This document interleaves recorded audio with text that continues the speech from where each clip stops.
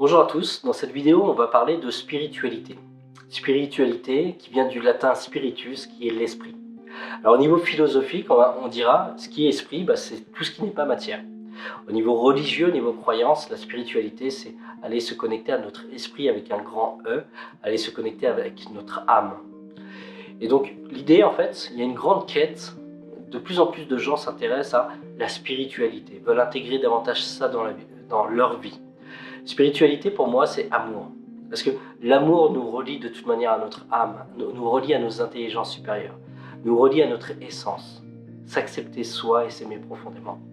Donc spiritualité pour moi c'est le mot qui le désigne le plus, c'est l'évolution vers l'amour, la quête de l'amour. Et il y a différents stades en fait d'un niveau d'amour. Par exemple, si moi je suis en respect de quelque chose, je suis en respect de la nature par exemple, j'ai une forme d'amour, j'ai une forme de respect de la nature, donc j'ai une quête d'amour. Si je suis en amour de mes enfants, d'une certaine manière, je suis spirituel avec mes enfants. Donc la spiritualité, on l'a partout, c'est mettre de l'amour dans l'esprit, dans nos relations, dans notre rapport à ce qu'on vit. Que ce soit en externe, donc la nature, nos enfants, comme je vous l'ai dit, notre travail, ou que ce soit en interne, s'aimer soi, être en amour de soi. Je vais vous expliquer ça autrement à travers une pyramide. En fait, imaginez une pyramide comme ça, dans laquelle là-haut vous avez la spiritualité. La spiritualité, l'amour, donc on est sur une fréquence qui est plus haute. Et en bas, on est plus sur la matière. Donc la matière est en dessous du triangle. Et l'idée, en fait, c'est d'aller passer de différentes étapes. C'est passer de la croyance à la foi. Passer de l'obscurité intérieure à la lumière intérieure. Passer de nos peurs à la confiance. Passer de la dualité, c'est hyper important. Passer de la dualité à l'unité. Plus on est dans cette quête d'évolution, en fait, de passer à un niveau supérieur d'amour, plus on est dans cette évolution spirituelle. On est dans cette montée vibratoire. Parce qu'effectivement, plus on s'aime, plus on a confiance, plus on vibre plus haut que la peur, que le doute, que la crainte, la tristesse, la colère. Tout ce qui peut nous enquiquiner. Alors, spiritualité, on a tous besoin, c'est apprendre à mieux se gérer, en fait. Quand on est plus en confiance, plus en amour, quand on vit du stress pendant 10 ans de sa vie, en fait, on a du mal à s'en détacher. Apprendre à mieux canaliser son stress, c'est mieux s'aimer, en fait. C'est mieux s'honorer soi, mieux se respecter. Donc, chacun à son niveau vit des pas vers son évolution spirituelle. Je vous invite à cela, parce que ça nous met vraiment dans un niveau d'unité, tous ensemble, en fait. Et en fait, j'ai pris conscience de ça. Dans le passé, j'ai été beaucoup dans le jugement, dans la comparaison, dans « ah oui, mais regardez ce qu'il fait, regarde ». Même moi, sans le dire à d'autres, c'est dans l'appréciation de « regardez, là c'est pas bien, ça c'est pas bien, ça c'est pas bien », ou ça, regarde ce qu'il fait, non mais c'est du n'importe quoi. Donc j'étais dans cette dualité, dans cette désharmonie, dans ce conflit en fait, entre moi et l'autre. Et aller vers cette quête d'évolution spirituelle, aller vers cette quête de l'esprit, c'est prendre du recul. Qu'est-ce que je suis en train de juger chez l'autre? Qu'est-ce que je mets en différence de moi, en fait? Si je suis en train de le critiquer, quand il fait quelque chose, c'est que moi, inconsciemment, quand je fais cette chose, je vais me critiquer aussi. Je vais me mal aimer. Donc la critique externe, le mal-amour que je renvoie en externe, vibratoirement, c'est un mal-amour que je ne me permets pas en interne. Et donc aller vers cette quête spirituelle, c'est d'aller accepter que l'autre fasse peut-être mal selon soi, que l'autre ne suive pas notre axe, notre chemin, voit les choses différemment. Ou sinon, l'autre peut être un levier d'évolution, c'est-à-dire, ah mais voilà, moi par exemple, j'étais très en critique de personnes que je considérais, ce sont des perceptions que je considérais feignants. C'est-à-dire, ils ne prenaient pas trop en charge de responsabilité, c'était plutôt cool. Et donc, j'étais dans cette dissociation et voilà, cet écartement, en fait. Apprenez l'activité, à faire plein de choses. Donc, ma vie fait que j'étais assez actif dans ce sens.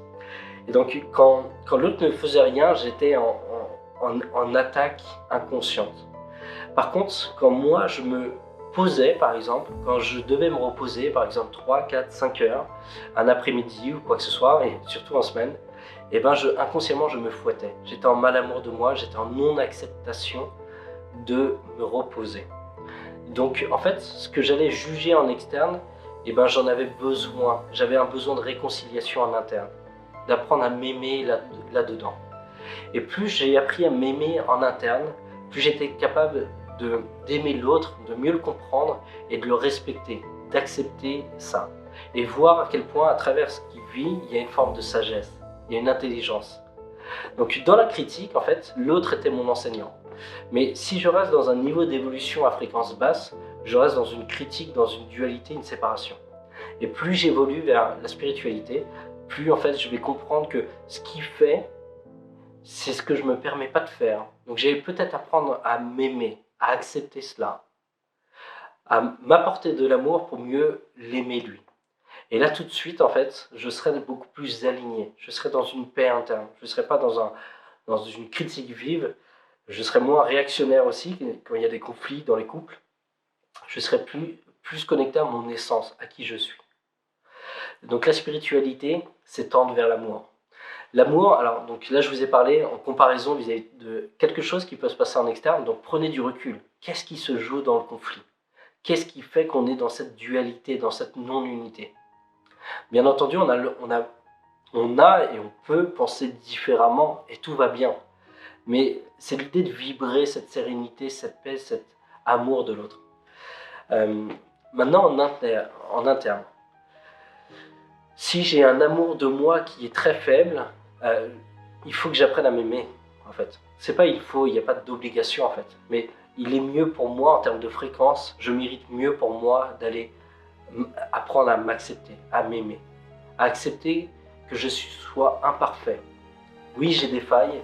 Oui, j'ai des qualités. J'ai des forces et des faiblesses, comme tout le monde ici. Et on fait ce qu'on peut, en fait. Et derrière ce qu'on considère nos faiblesses, on a des qualités qui sont assujetties. Donc, encore une fois, le travail de cet esprit nous permet d'arrêter de se fouetter, d'arrêter de culpabiliser ou de se dire on n'est jamais assez.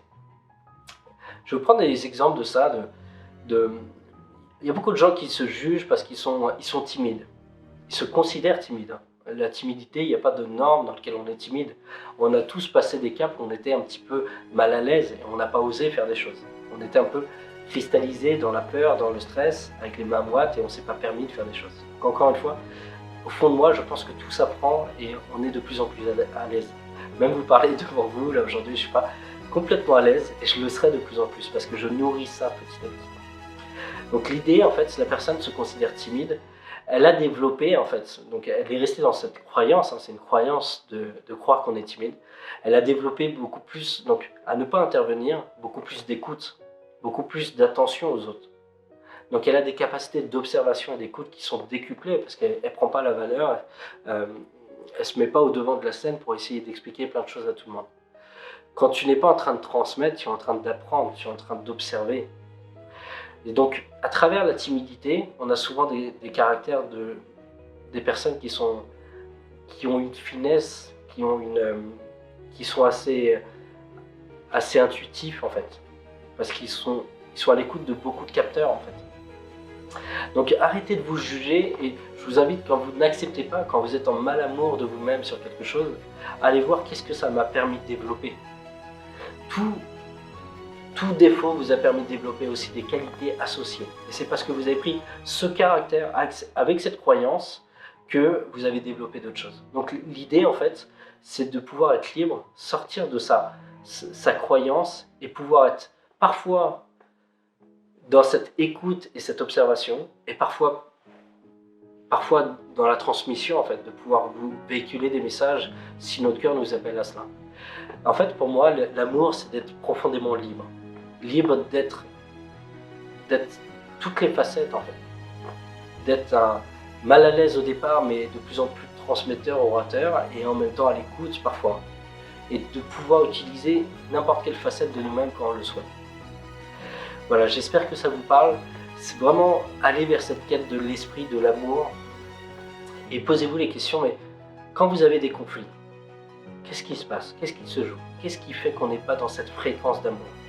Qu'est-ce que je peux faire pour nourrir cette fréquence d'amour? Je vous invite à voir cette vidéo sur C'est le jeu interne qui détermine le jeu externe. Plus on va jouer grand, plus on va jouer un jeu plus intelligent, plus on va aider les autres à évoluer et nous-mêmes on va évoluer sur des fréquences plus grandes. La mission dépend aussi de votre jeu interne. Voilà, je vous invite à voir les autres vidéos si ça vous parle. Je vous souhaite une excellente journée.